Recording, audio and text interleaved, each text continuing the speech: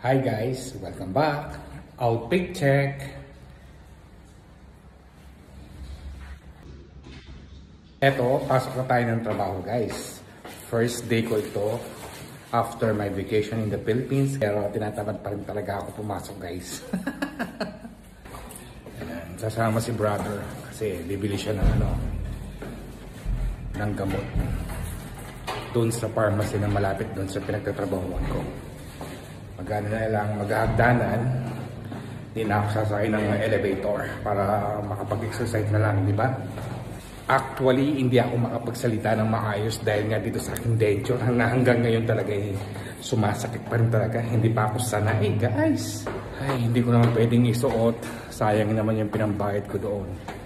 Kaya dapat pagtyagaan kahit sumasakit na talaga. Lalabas na kami nitong building at kami ay maglalakad lang ni Chris for about 12 to 15 minutes lang naman ang lalakarin. Ayan si Chris, magtatapon lang siya ng basura. Shout out sa nagtatapon ng basura. Andun yung tapunan ng basura namin. Ang lamig dito ay nasa 21 degrees Celsius.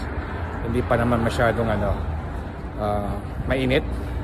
Medyo may kalamigan pa naman. Okay naman maglakad, makaka-enjoy sa ganitong malamig ang panahon. Remember yung dinadaanan ko dito, yung mga previous vlog ko. Ngayon, nandito na ulit at papasok na tayo ng trabaho. Hindi ko pa alam kung ano na itsura yung shop namin na aking madadatnan doon. Remember itong bato-bato na dinadaanan ko? Kita ba ninyo yan sa aking vlog? Remember itong kalsadang dinadaanan ko guys? Kita ba ninyo ito? In fairness, may lamig pa. O paano? Tatawid muna tayo ng kalsada. I-off ko muna itong camera. Ito, nakatawid na tayo guys at malapit na rin ako sa aking pinagtatrabahuhan. Alam ba ninyo guys, pakaramdam ko pa talaga ngayon ay ako'y lutang pa. Hindi pa ako makapokus sa sarili ko. Ay nako, hindi ko namalayan talaga na eto ngayon, babalik na naman sa trabaho. Nadaan muna si Chris sa pharmacy para tumingin ng gamot. Meron nag-gas kami malapit na pharmacy dito sa amin sa nagtatrabahuhan. So nandito na tayo.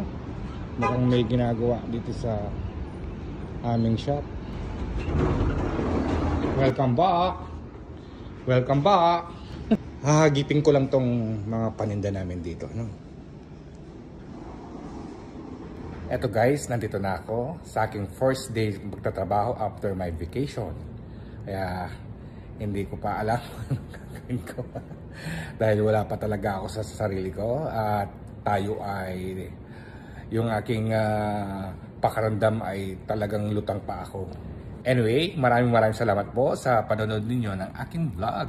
Thank you for watching. Ingat po kayo parate at enjoy lang. Until sa aking next vlog. Bye!